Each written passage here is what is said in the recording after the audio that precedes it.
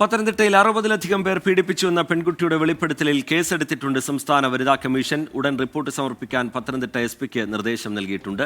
ഇതുവരെ സ്വീകരിച്ച നടപടികൾ എന്താണ്, അതിന്റെ തൽസ്ഥിതി എന്താണ് എന്നുള്ള തൽസ്ഥിതി റിപ്പോർട്ട് 3 ദിവസത്തിനകം സമർപ്പിക്കാനാണ് സംസ്ഥാന പോലീസിന് ദേശീയ വനിതാ കമ്മീഷൻ നിർദ്ദേശം നൽകിയിരിക്കുന്നത്.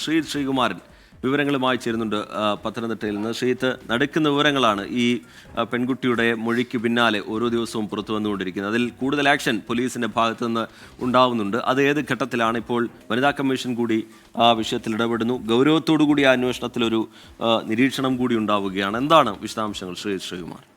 അതെ, നാളെ വിവാഹ നിശ്ചയം നടക്കാനിരിക്കുന്ന നവവരന അടക്കമാണ് ഇപ്പോൾ പിടിയിലായവരുടെ കൂട്ടത്തിലുള്ളത്. അത് ഒരു പ്രാഥമിക പട്ടിക മാത്രമാണ് എന്നാണ് പോലീസ് പറയുന്നത്. ഇനിയും കൂടുതൽ ആളുകൾ ഇതിൽ ഉൾപ്പെട്ടിട്ടുണ്ട്. ഓരോരുത്തരും ചെയ്ത ക്രൈം അടക്കം കൃത്യമായ രീതിയിൽ ഇതിൽ ഉൾപ്പെട്ടിട്ടുണ്ട്. അതിൽ ഈ 5 പേർ, ഏറ്റവും ഒടുവിൽ റാന്നിയിൽ നിന്ന് അറസ്റ്റിലായ 6 പേരിൽ 4 പേർ ഈ പറയുന്ന 5 പേർ ഈ പറയുന്ന പെൺകുട്ടിയെ ലൈംഗികമായി പീഡിപ്പിച്ചിട്ടുണ്ട്, ഉപയോഗിച്ചിട്ടുണ്ട് എന്ന് പോലീസ് കണ്ടെത്തിയിട്ടുണ്ട്. അങ്ങനെ ഒരു മൊഴി അവർക്ക് ലഭിച്ചിട്ടുണ്ട്.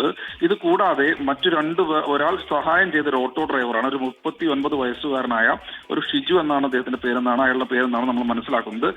അയാൾ സഹായം ചെയ്ത ഓട്ടോ ഡ്രൈവറാണ്, കൊണ്ടുപോയതാണ്. ഇത് കൂടാതെ റബ്ബർ തോട്ടത്തിൽ വെച്ച്, അതുപോലെ തന്നെ സുഹൃത്തിന്റെ വീട്ടിൽ വെച്ച്, അങ്ങനെ പലയിടങ്ങളിൽ ആളൊഴിഞ്ഞ വീട്ടിൽ വെച്ച്, അങ്ങനെയൊക്കെയാണ് പല ഘട്ടങ്ങളിലും പെൺകുട്ടിയെ പീഡിപ്പിച്ചിരിക്കുന്നത്. ഇതിൽ ഏറ്റവും എടുത്തു പറയേണ്ടത് ഇന്നലെ ഇലവന്തട്ടയിൽ അറസ്റ്റിലായ സുബിൻ എന്ന 24 വയസ്സുകാരൻ. ഇയാൾക്ക് ഭാര്യയുണ്ട്, ഒരു കുട്ടിയുണ്ട്.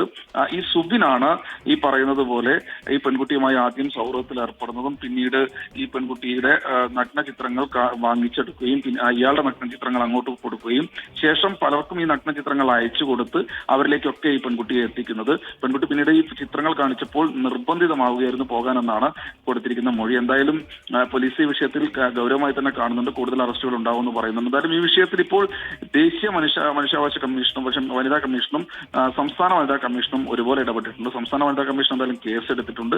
ഉടൻ തന്നെ 3 ദിവസത്തിനകം തന്നെ റിപ്പോർട്ട് സമർപ്പിക്കാൻ പത്തനംതിട്ട എസ്.പിക്ക് കർശനമായ നിർദ്ദേശം കൊടുത്തിട്ടുണ്ട്.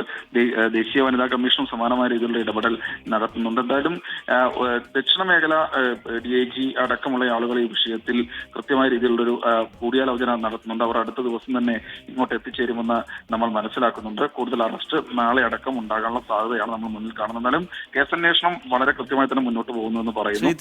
ഇത് ഈ പെൺകുട്ടിയുടെ മൊഴിയിൽ നിന്ന് തുടങ്ങുന്ന അന്വേഷണമാണ്. അത് ഇപ്പോൾ പലരിലേക്കും എത്തിക്കഴിഞ്ഞിട്ടുണ്ട്. കൂടുതൽ പേർ എന്തായാലും ഉണ്ട് എന്നുള്ള കാര്യം ഉറപ്പാണ്.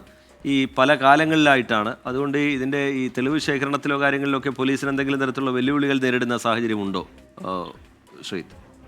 സ്വാഭാവികമായി ഉണ്ടാകുമല്ലോ ടിക്കെ. ഇക്കാര്യത്തിൽ പോലീസിനെ സംബന്ധിച്ചിടത്തോളം അവർക്ക് ശ്രമകരമായ ദൗത്യമാണ്. നേരത്തെ പറഞ്ഞതുപോലെ 32 മുതൽ 42 പേരുടെ വരെ ഫോൺ നമ്പറുകൾ പെൺകുട്ടി കുറിച്ചു വെച്ചിരുന്നത് അല്ലെങ്കിൽ ശേഖരിച്ചു വെച്ചിരുന്നത് ഈ പെൺകുട്ടിയുടെ അച്ഛന്റെ മൊബൈൽ ഫോണിൽ നിന്ന് തന്നെയാണ്. ഇത് അതീവ രഹസ്യമായാണ് CWC കൈക്കലാക്കിയത്. അതിനുശേഷം അത് പത്തനംതിട്ട പോലീസിനെ ഏൽപ്പിക്കുന്നു. അങ്ങനെയാണ് അതിൽ ഈ 42ഓളം നമ്പറുകൾ പോയി പെൺകുട്ടി തന്നെയാണ് ഈ പറയുന്ന പോലീസിനും അതുപോലെ തന്നെ CWCക്കും കൊടുത്തിട്ടുള്ളത്. അതിന്റെ അടിസ്ഥാനത്തിൽ നടത്തിയ പരിശോധനയിൽ തന്നെയാണ്. മാത്രമല്ല ഈ പെൺകുട്ടി തന്നെ ലൈംഗികമായി ഉപയോഗിച്ച ആളുകളുടെ പേര് വിവരങ്ങളെല്ലാം തന്നെ എഴുതി വെച്ചിട്ടുണ്ട് എന്നും പറയപ്പെടുന്നു. അങ്ങനെയാണ് അത് കാറിൽ വെച്ച് പീഡിപ്പിച്ചിട്ടുണ്ട്. സ്ഥലങ്ങൾ കൃത്യമായ രീതിയിൽ എല്ലാ രീതിയിലും എഴുതി വെച്ചിട്ടുണ്ട് എന്നൊക്കെയാണ് പറയുന്നത്. എന്തായാലും ഈ ഒരു ഘട്ടത്തിൽ പോലീസിനെ സംബന്ധിച്ചിടത്തോളം തെളിവുകൾ ശേഖരിക്കുക, അത് 3 വർഷം ഒക്കെയായി ഓരോ കേസും കഴിഞ്ഞിട്ട്, അപ്പൊ തെളിവുകൾ ശേഖരിക്കുക എന്നത് പോലീസിനെ സംബന്ധിച്ചിടത്തോളം കനത്ത വെല്ലുവിളിയാണ്. അയച്ച മെസ്സേജുകൾ ഒക്കെ തന്നെ തിരിച്ച് എടുക്കേണ്ടതുണ്ട്. അതിന് വാട്സപ്പിനും അതുപോലെ തന്നെ ഇൻസ്റ്റാഗ്രാമിനും ഫേസ്ബുക്കിനും ഒക്കെ അവർ അപേക്ഷ നൽകേണ്ടതുണ്ട്. അതൊക്കെ തിരിച്ചു കിട്ടുമെന്ന കാര്യത്തെക്കുറിച്ചൊക്കെ ആശങ്ക നിലനിൽക്കുന്നുണ്ട്. എന്തായാലും പെൺകുട്ടി മൊഴിയിൽ ഉറച്ചു നിൽക്കുകയാണെങ്കിൽ ശക്തമായ രീതിയിലുള്ള ഒരു ചാർജ് ഷീറ്റ് തന്നെ സമർപ്പിക്കാനാകുമെന്നാണ് പോലീസ് പറയുന്നത്. പക്ഷേ പെൺകുട്ടി ഏതെങ്കിലും തരത്തിൽ മൊഴിമാറ്റം നടത്തുകയാണെങ്കിൽ മറ്റു കാര്യങ്ങളൊന്നുമില്ല എന്നും പോലീസ് പറയുന്നുണ്ട്. പക്ഷേ ഈ ഒരു ഘട്ടത്തിൽ പെൺകുട്ടി മൊഴിയിൽ ഉറച്ചു നിൽക്കുന്നുണ്ട്. അതാണ് പോലീസിനും ആത്മവിശ്വാസം നൽകുന്നത്. കൂടുതൽ അറസ്റ്റിലേക്ക് അടുത്ത ദിവസം തന്നെ കടക്കാൻ തന്നെയാണ്, കൂടുതൽ അറസ്റ്റുകൾ ഉണ്ടാകും തന്നെയാണ് പത്തനംതിട്ട DYSP അന്വേഷണ ചുമതലയുള്ള DYSP നന്ദകുമാർ നമ്മെ അറിയിക്കുന്നത്. ശരി, ശ്രീകുമാരൻ പത്തനംതിട്ടയിൽ നിന്ന് വിവരങ്ങൾ നൽകുകയായിരുന്നു. വളരെ ഗൗരവത്തോടു കൂടിയുള്ള അന്വേഷണം പോലീസിന്റെ ഭാഗത്ത് നിന്ന് ഈ കേസുമായി ബന്ധപ്പെട്ട് ഉണ്ടാവുകയാണ്. പത്തനംതിട്ടയിൽ 60-ലധികം പേർ പീഡിപ്പിച്ചു എന്ന പെൺകുട്ടിയുടെ വെളിപ്പെടുത്തൽ, അതിൽ നിന്നാണ് ഇതിൻ്റെ അന്വേഷണം തുടങ്ങുന്നത്. ഇപ്പോൾ പലരിലേക്കും അന്വേഷണം എത്തിക്കഴിഞ്ഞിട്ടുണ്ട്. കൂടുതൽ പേരിലേക്ക് ആ അന്വേഷണം എത്താനുണ്ട് എന്നുള്ളതാണ് അന്വേഷണ സംഘത്തിൽ നിന്ന് മനസ്സിലാവുന്ന വിവരം. എങ്കിലും ഈ മൊഴിയുടെ അടിസ്ഥാനത്തിൽ ഏറെ മുന്നോട്ട് പോകാൻ ഈ ഘട്ടത്തിൽ അന്വേഷണ സംഘത്തിന് കഴിഞ്ഞിട്ടുണ്ട്. തെളിവ് ശേഖരണം അടക്കം പല കാലങ്ങളിലുള്ള സംഭവമാണ്. അതിലൊക്കെ തെളിവ് ശേഖരണം അടക്കം പോലീസ് ഊർജിതമാക്കിയിട്ടുണ്ട്. ഇപ്പോൾ ഈ പെൺകുട്ടിയുടെ വെളിപ്പെടുത്തലിന് പിന്നാലെ കേസെടുത്തിരിക്കുകയാണ് സംസ്ഥാന വനിതാ കമ്മീഷൻ. ദേശീയ വനിതാ കമ്മീഷന്റെ ഇടപെടലും ഈ വിഷയത്തിൽ ഉണ്ടാവുന്നുണ്ട്. ശ്രീകുമാരൻ വിശദമായ വിവരങ്ങൾ പങ്കുവയ്ക്കുകയായിരുന്നു.